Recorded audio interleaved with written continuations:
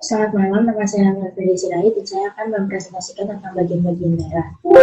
Yang pertama, pengertian darah yang paling dasar adalah cairan dalam tubuh yang berperan mengantarkan nutrisi, hormon, dan oksigen ke seluruh tubuh, serta mengangkut racun dalam tubuh untuk diberikan ke organ lain yang bertugas menyaringnya. Di dalam tubuh manusia, darah mengalir sekitar 5-6 liter darah. Dalam keadaan normal, volume darah yang beredar sekitar 8% dari per kilogram berat badan.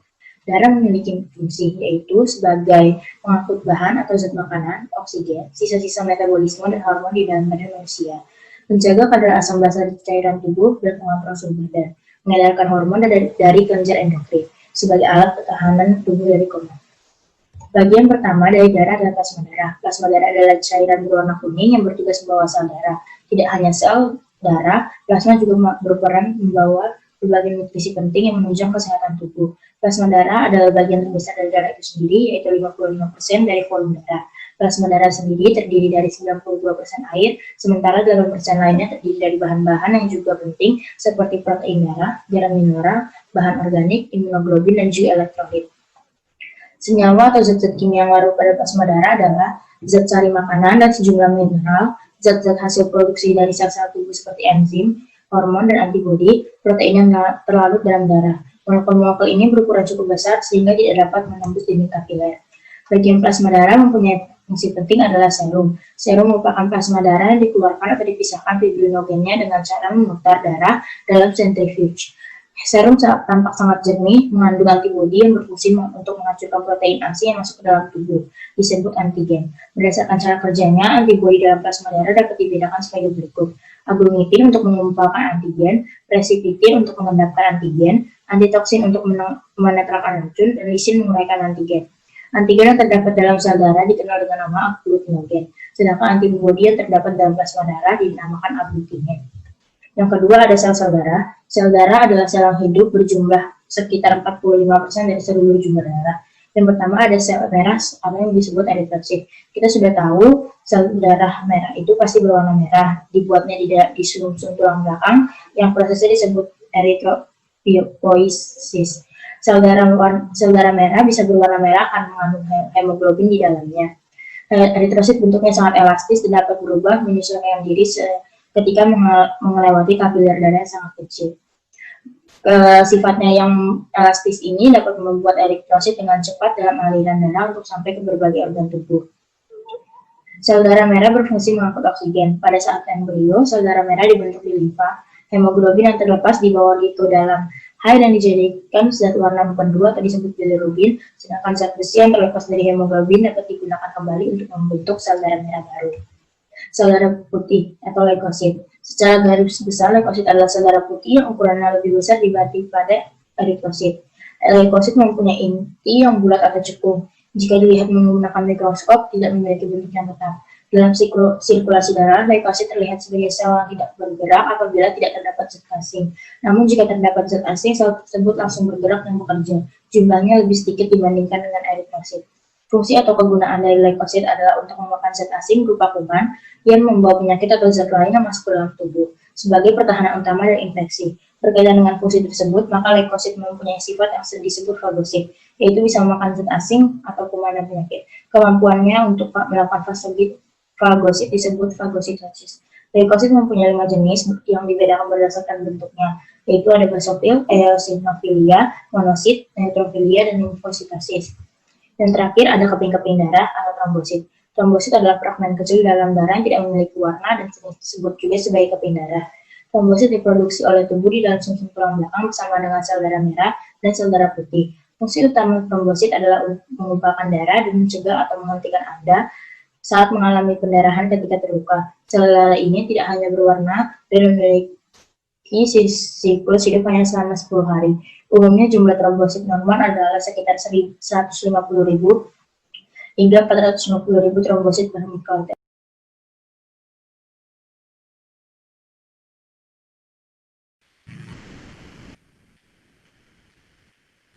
Nama saya Risha Kala dari 11 MIPA 3 absen 11. Saya akan mempresentasikan subbab D yaitu golongan darah. Golongan darah adalah ilmu pengklasifikasian darah dari suatu kelompok berdasarkan ada atau tidak adanya zat antigen. warisan pada permukaan membran sel darah merah. Hal ini disebabkan karena adanya perbedaan jenis karbohidrat dan protein pada permukaan membran sel darah merah tersebut. Yang pertama kali menemukan penggolongan ini adalah Karl Landsteiner. Dia adalah tokoh yang menemukan penggolongan darah manusia dibagi menjadi 4, yaitu A, B, AB, dan O, atau yang biasa disingkat ABO. Penggolongan darah pertama kali ditemukan pada tahun 1900. Dalam sel darah merah terdapat membran eritrosit yang mengandung 2 antigen, yaitu tipe A dan tipe B. Antigen ini disebut agglutinogen. Sebaliknya, antibodi yang terdapat dalam plasma akan bereaksi spesifik terhadap antigen tipe A atau tipe B yang dapat menyebabkan penggumpalan eritrosit. Antibodi plasma yang menyebabkan penggumpalan disebut agglutinin.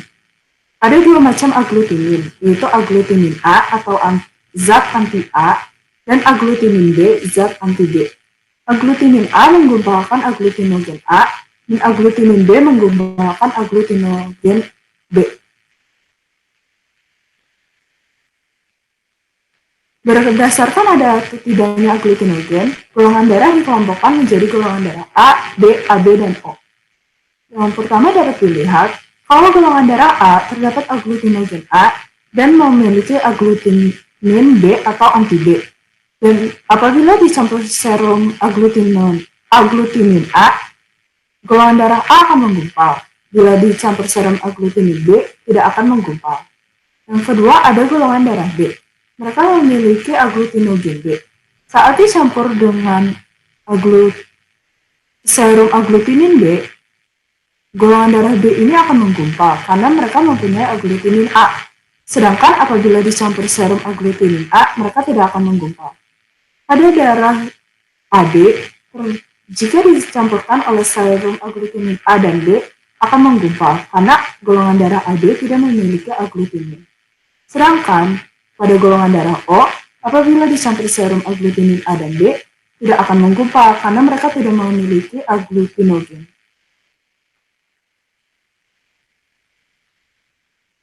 Kemudian di sini ada tabel pewarisan golongan darah kepada anak.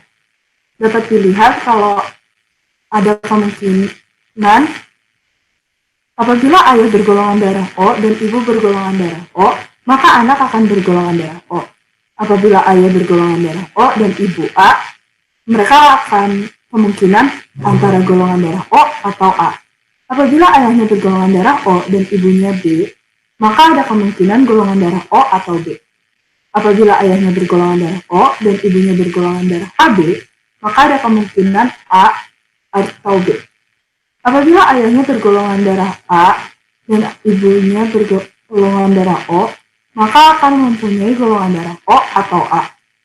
Apabila ayahnya bergolongan darah A dan ibunya juga bergolongan darah A, anaknya ada kemungkinan bergolongan darah O atau A. Apabila ayahnya bergolongan darah A dan ibunya bergolongan darah B, ada kemungkinan anaknya bergolongan darah O, A, B, ataupun AB. Apabila ayahnya bergolongan darah A dan ibunya bergolongan darah AB, ada kemungkinan anaknya bergolongan darah A, B, ataupun AB. Apabila ayahnya bergolongan darah B dan ibunya O, maka ada kemungkinan golongan darah anak adalah O dan B. Apabila ayahnya bergolongan darah B dan ibunya A, ada kemungkinan golongan darah O, A, B, dan AB. Apabila ayahnya bergolongan darah B dan ibunya bergolongan darah B, ada kemungkinan mempunyai golongan darah O dan B. Apabila ayahnya bergolongan darah B dan ibunya bergolongan darah AB, ada kemungkinan golongan darah A, B, dan AB. Dan yang terakhir, apabila ayahnya mempunyai golongan darah AB dan ibunya O, maka ada kemungkinan golongan darah A dan B.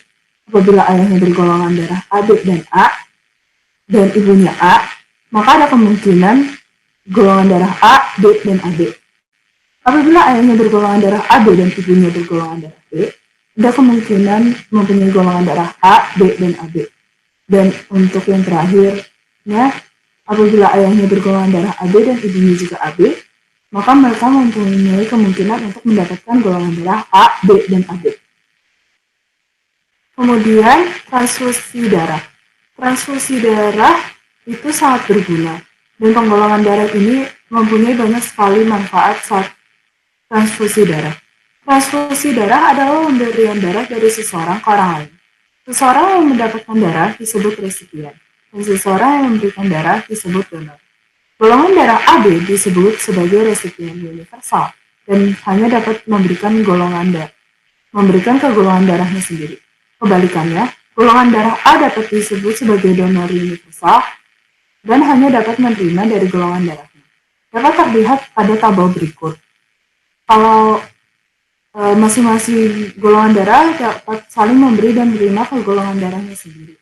O dapat memberikan kepada semua golongan darah dan AB dapat menerima dari semua golongan darah. Umumnya, transfusi darah dilakukan pada kondisi sebagai berikut.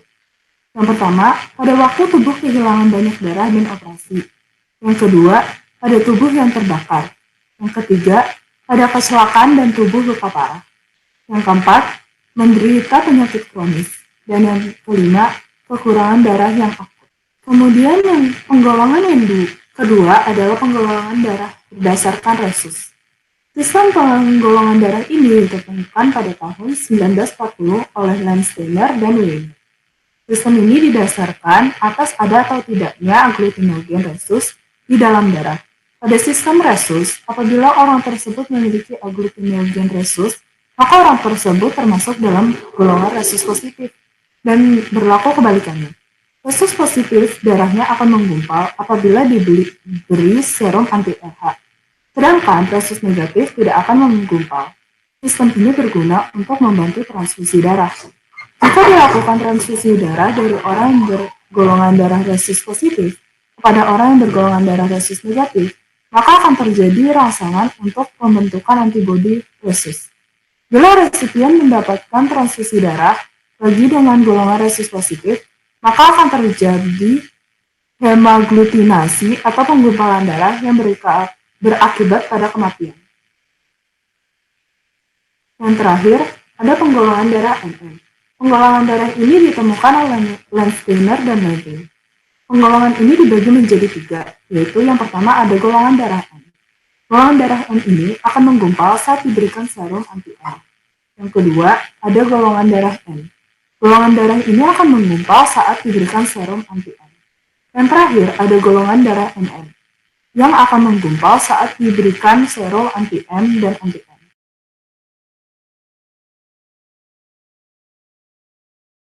Slide. Proses pembekuan darah. Jadi sudah dijelaskan pada sub A dan juga sub B. Sebelumnya kita pasti sudah dijelaskan mengenai apa itu darah, apa itu jenis-jenis darah. Mungkin ada sel darah merah, sel darah putih, ataupun zat itu sendiri. Selanjutnya pada sub ini saya akan menjelaskan tentang proses pembekuan darah. Gimana sih darah itu bisa membeku saat setiap kali dia ada luka. Jadi sebelum kita masuk ke prosesnya, proses pembekuan darahnya, kita harus tahu dulu unsur-unsurnya, unsur-unsur apa aja yang bisa membantu ataupun jadi faktor dalam proses pembekuan darah. Jadi yang pertama yang kita pasti udah tahu, yang pertama itu ada trombosit. Jadi trombosit atau keping darah adalah elemen berbentuk cakram dalam darah. Trombosit digolongkan sebagai sel darah, tetapi sebenarnya trombosit adalah bagian-bagian dari sel-sel sumsum tulang yang disebut dengan megakaryositos. Trombosit berperan untuk membantu pembentukan proses guna memperlambat ataupun menghentikan pendarahan serta penyembuhan luka. Yang kedua itu adalah faktor koagulasi. Apa itu koagulasi? Koagulasi itu nama lain ataupun nama ilmiah dari proses pembekuan darah itu sendiri. Jadi faktor koagulasi atau faktor pembekuan darah ada apa aja? Sebagian besar faktor koagulasi itu tersusun dari protein, macam-macam protein yang ada di dalam darah, di dalam plasma darah. Sebagian besar diproduksi di dalam organ hati seperti yang kita tahu. Jadi ada 13 faktor koagulasi kurang lebih di dalam darah dan di dalam jaringan tubuh manusia. Terakhir itu adalah vitamin K.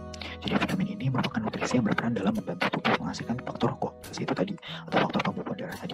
Jadi faktor koagulasi ini yang di poin kedua itu salah satunya vitamin K ini sendiri. Orang yang kekurangan vitamin K makanya rentan mengalami pendarahan. Kondisi ini sering ditemukan pada bayi baru lahir, karena itu mereka sering membutuhkan suntikan vitamin K.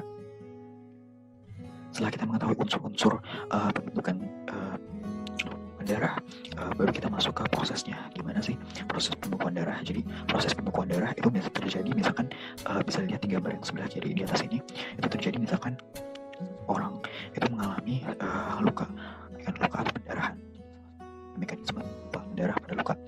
Ini jadi ada duri yang tertancap di jaringan kulit sampai dia membuka jaringan darah pada manusia. Jadi ini durinya, setelah durinya diangkat, menimbulkan luka atau ada yang terbuka. Ya, jadi di sini ada sel kulitnya, ya, jaringan yang terbukanya. Ini salah satu gambaran atau visualisasi dari proses pembekuan darah secara umumnya. Jadi prosesnya gimana sih? Yang pertama yaitu trombosit membentuk sumbatan. Jadi trombosit bereaksi ketika pembuluh darah rusak ataupun mereka menempel pada dinding darah yang terluka. Jadi di sini nih, jadi dinding darah yang terluka di sini itu langsung trombositnya terangsang untuk daerah atau ke tempat di mana ada luka tersebut. Ya, bersama-sama akan membentuk sumbatan. Sumbatan ini dibentuk guna menutup bagian agar menghentikan darah yang keluar. Seperti kita tahu, trombosit juga melepaskan bahan-bahan kimia untuk menarik lebih banyak trombosit dan sel-sel lain untuk melanjutkan tahap berikutnya. Jadi ini di bagian sini ada luka. Jadi trombosit di sekitar sini di dalam jaringan darah itu bakal mengumpul membentuk sebuah sumbatan. Nah, nggak cuma trombosit yang di sini juga, ternyata trombosit yang udah terbentuk di sini ini istilahnya memanggil trombosit-trombosit lainnya yang ada di bagian-bagian jaringan darah lainnya untuk membantu proses penyumbatan ini. Jadi kimia yang dilepaskan itu. Nah, yang kedua baru ini kita masuk ke intinya, yaitu pembekuan darah. Darah memberi sinyal terhadap satu sama lain untuk melakukan reaksi yang berantai dengan cepat. Reaksi ini dikenal sebagai kaskade koagulasi. Jadi istilahnya dalam proses pembekuan darah ini menjadi intinya, yaitu reaksi ini menjadi intinya, itu disebut sebagai kaskade koagulasi. Pada tahap akhir kaskade ini, faktor koagulasi yang disebut trombin itu mengubah fibrinogen menjadi helai-helai fibrin. Fibrin bekerja dengan cara menempel pada trombosit, membuat jaring yang memerangkap lebih banyak trombosit dan sel atau bekuan itu menjadi lebih kuat dan lebih tahan lama. Jadi ini mekanismenya, gambar yang di bawah itu mekanisme pembekuan darah, atau ini disebut sebagai reaksi kaskade koagulasinya. Ini reaksi intinya. Jadi sebelumnya terjadi, jadi dalam luka itu trombosit itu kan udah mengumpul memanggil trombosit lainnya. Nah, itu setelah menutup dalam sumbatan itu ternyata terjadi reaksi lagi yang disebut tadi kaskade koagulasi. Jadi trombosit yang mengumpul itu pecah mengeluarkan enzim trombokinase. Itu salah satu bentuk faktornya, yaitu bentuknya protein. Nah, jadi trombokinase itu lalu pecah dan berubah menjadi enzim yang jauh lebih kecil lagi, yaitu nah, dengan bantuan tadi salah satu faktor lain yaitu vitamin K, dan juga ada tambahannya yaitu ion kalsium. Ini pecah kan, lalu membentuk jauh lebih kecil yaitu enzim. Nah, ini yang merangsang ataupun stimulasi fibrinogen yang ada di jaringan darah ini, yang ada di jaringan darah terutama di plasma darahnya. Jadi trombinnya itu merangsang ataupun yang menstimulasi fibrinogen untuk datang ke daerah yang ada lukanya ini. Jadi fibrinogen itu datang membantu menutup. Nah, fibrinogen ini berubah menjadi benang-benang fibrin. Nah, inilah yang sebenarnya inti dari proses pembekuan darah. Jadi benang-benang fibrin ini nanti akan menutup perdarahannya itu. Setelah itu kita masuk ke tahap berikutnya, yaitu tahap penghentian proses pembekuan. Setelah pembekuan darah terbentuk darah yang terkendali, karena tadi tahap terakhir ini benang-benang fibrin ini sudah menutup, lain akan lanjut menghentikan faktor pembekuan. Gumpalan tidak berlanjut lebih jauh dari yang diperlukan. Dirasa udah cukup pembekuannya, jadi ada protein-protein lain yang menghentikan proses itu. Jadi tadi agar tidak berlebihan ataupun tidak kekurangan juga dalam proses pembekuan darah. Jadi di stop, dirasa udah cukup. Nah, proses yang terakhir yaitu tubuh perlahan-lahan membuang sumbatan. Artinya ketika jaringan kulit yang sudah rusak itu sembuh, otomatis sumbatan tidak diperlukan lagi. Jadi helai-helai fibrinnya pun udah hancur, terus darah kembali lagi mengambil trombosit. Jadi istilahnya kan udah regenerasi sel kulitnya nih. Bisa lihat di jaringan ini udah mulai regenerasi, akhirnya kayak gini membentuk sel, sel kulit, jaringan kulit yang baru. Akhirnya tadi trombosit yang ada di sini balik lagi masuk ke jaringan darah, ya, ambil oleh sel-sel darah merahnya lagi di darahnya. Jadi intinya sebenarnya ada di faktor kedua ini, yaitu tadi mekanisme pembekuan darahnya atau reaksi kaskade koagulasinya. Di sini mungkin saya akan menampilkan sebuah video mengenai proses pembekuan darah. Jadi biar visualisasinya bisa lebih mudah untuk tergambar gimana sih trombosit itu menempel lalu membuka Ia membuka enzim trombokinase terus merangsang trombin itu memanggil fibrinogen lalu mengubahnya menjadi bentuk fibrin. Apa aja sih kelainannya? Contohnya tadi terjadi pendarahan berlebihan atau sebenarnya darah itu terlalu banyak sehingga mengganggu sirkulasi darah. Kondisi ini disebut darah kental. Jadi tidak semua orang itu mengalami proses pembekuan darah yang normal. Jadi ada sebagian orang yang mengalami kelebihan proses pembekuan darah, ada juga sebagian orang yang kekurangan proses pembekuan darah. Ini balik lagi ke poin-poin ini, terutama di poin ketiga. Itu misalkan tadi itu terjadi, misalkan protein-proteinnya itu tidak menghentikan faktornya. Jadi misalkan yang tidak menghentikan faktor dia akan kelebihan, artinya berlebihan proses pembekuan darahnya. Ada juga yang kekurangan protein ini, jadi ya tadi dia kekurangan proses pembekuan darahnya itu kurang, jadi tidak ini. Nah, salah satunya sebagian orang itu mengalami kelainan yang salah satunya itu penyakit hemofilia. Hemofilia berarti dia tadi dia kekurangan faktor koagulasinya nih. Faktor koagulasinya berarti proteinnya kan, salah satu. Dan nah ini jadi pendarahannya susah berhenti, ya kekurangan, gak ada yang ngebantu. Ya sebaliknya juga ada yang kelebihan sehingga membentuk gumpalannya. Salah satu ini nih, kondisi ini menyebabkan kondisi medis berat karena ini mengganggu sirkulasinya. Jadi ada dia penyumbatan, contohnya terkena serangan jantung atau pulih paru-paru dan juga stroke. Jadi ya kita diimbau untuk rajin bergerak, berolahraga, tidak merokok dan menerapkan pola hidup.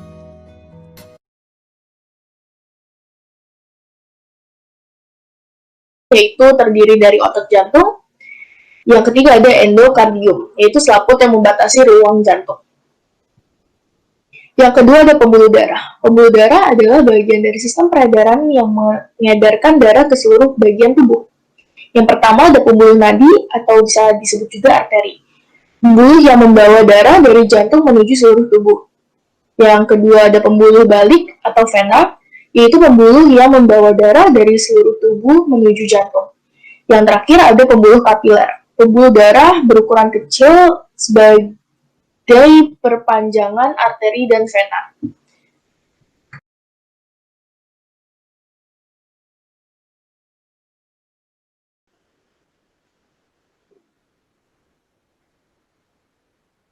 Assalamualaikum warahmatullahi wabarakatuh.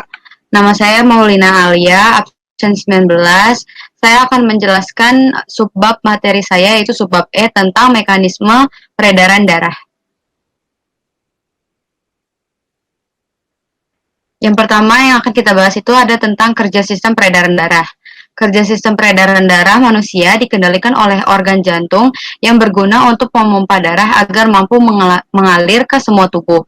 Saat otot jantung berelaksi, jantung dalam keadaan mengembang, volumenya besar dan tekanannya kecil. Hal ini menyebabkan darah dari vena cava atau darah kotor dari tubuh masuk ke dalam serambi kanan. Katup AV terbuka dan darah terus masuk ke dalam bilik kanan. Sementara itu, di belahan jantung sebelah kiri, darah dari vena pulmonalis atau darah bersih dari paru-paru masuk ke dalam bilik kiri. Jantung dalam keadaan mengerut ketika otot jantung berkontraksi. Darah yang telah ada dalam bilik kanan lalu dipompa masuk ke arteri pulmonalis. Saat itu katup AV menutup, sedangkan katup ke arteri pulmonalis membuka. Di bagian jantung sebelah kiri, darah di dalam bilik kiri dipompa masuk ke dalam aorta. Sementara itu, katup AV menutup, sedangkan katup ke aorta membuka. Yang selanjutnya ini ada mekanisme peredaran darah manusia, yaitu terbagi jadi peredaran darah besar dan peredaran darah kecil. Oleh karena itu, peredaran darah manusia disebut dengan sistem peredaran darah ganda. Yang pertama ada peredaran darah besar. Alur peredaran darah besar ini berawal dari jantung bilik kiri aorta menuju ke pembuluh nadi, selanjutnya ke pembuluh kapiler, ke pembuluh balik, dan terakhir ke jantung serambi kanan. Sedangkan kalau peredaran darah kecil dimulai dari jantung bilik kanan menuju ke pembuluh nadi, paru-paru, lalu ke paru-paru, ke pembuluh balik paru-paru, lalu terakhir ke jantung serambi kiri. Lalu ada peredaran darah kecil. Peredaran darah kecil terjadi dari jantung ke paru-paru, kemudian kembali lagi ke jantung. Ini dimulai dari ketika darah yang mengandung banyak CO2 di bilik kanan dipompa ke paru-paru melalui pembuluh arteri pulmonalis. Di paru-paru, tepatnya pada bagian alveolus, terjadi pertukaran gas CO2 dengan O2. Darah yang mengandung O2 dialirkan kembali ke jantung pada bagian serambi kiri melalui vena pulmonalis. Peredaran darah besar. Peredaran darah besar terjadi dari jantung ke seluruh tubuh, kemudian kembali lagi ke jantung. Di sini, darah yang kaya akan O2 dipompa balik di bilik kiri untuk diedarkan ke seluruh tubuh melalui aorta. Sementara itu, darah yang mengandung CO2 dari seluruh tubuh memasuki serambi kanan melalui pembuluh darah, vena cava superior atau untuk tubuh bagian atas, dan vena cava inferior yaitu untuk tubuh bagian bawah.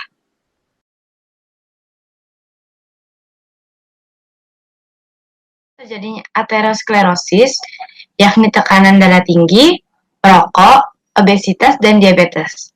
Pada tahap awal, aterosklerosis umumnya tidak menimbulkan gejala. Namun, kondisi ini lama-kelamaan dapat menyebabkan arteri sangat menyempit, sehingga menghambat aliran darah pada organ-organ tubuh penting, seperti otak, jantung, dan ginjal, serta bagian tubuh tertentu seperti lengan dan kaki. Yang keempat, ada iskemia. Iskemia adalah istilah medis yang digunakan jika jaringan tidak mendapatkan suplai oksigen yang cukup, misalnya pada otot jantung. Iskemia pada jantung biasanya disebabkan oleh penyempitan atau penyumbatan satu atau lebih arteri koroner, yakni arteri yang memasuk darah ke otot jantung. Selanjutnya, ada trombosis vena dalam, deep vein thrombosis. Trombosis vena dalam atau deep vein thrombosis adalah kondisi ketika pembuluh darah vena tersumbat oleh bekuan darah. Kondisi ini seringkali terjadi pada daerah tungkai. Penyakit ini dapat menimbulkan gejala berupa tungkai bengkak dan nyeri, serta kulit di tungkai yang bermasalah, menjadi merah dan terasa hangat. Jika tidak diobati, deep vein thrombosis dapat menyebabkan komplikasi berupa emboli paru-paru. Hal ini merupakan kondisi serius dan butuh penanganan medis segera. Yang keenam, ada stroke. Apa sih stroke itu?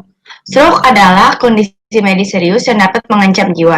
Stroke terjadi saat suplai darah ke bagian otak terputus atau mengalami gangguan. Hal ini dapat menyebabkan kerusakan otak, kelumpuhan, dan bahkan kematian. Salah satu penyebabnya adalah sumbatan oleh bekuan darah di pembuluh darah yang memasok darah dan nutrisi ke otak. Semakin cepat seseorang menerima perawatan untuk stroke, semakin sedikit kerusakan yang terjadi. Selanjutnya, ada cara mencegah kelainan atau penyakit pada sistem gangguan darah. Pada sistem peredaran darah, yang pertama adalah menjaga berat badan ideal, yang kedua tidak merokok, yang ketiga relaksasi dan merawat diri untuk mengurangi stres. Yang keempat, olahraga setiap hari minimal 30 menit. Yang kelima, hindari lemak trans dan lemak jenuh. Contohnya adalah makanan olahan dan makanan cepat saji. Yang keenam, batasi diri dari asupan garam dan alkohol. Yang ketujuh, rutin melakukan check up ke dokter. Yang kedelapan, mengikuti pola makan sehat, yaitu yang rendah lemak, rendah kolesterol, dan mengonsumsi banyak buah dan sayur. Sekian, terima kasih.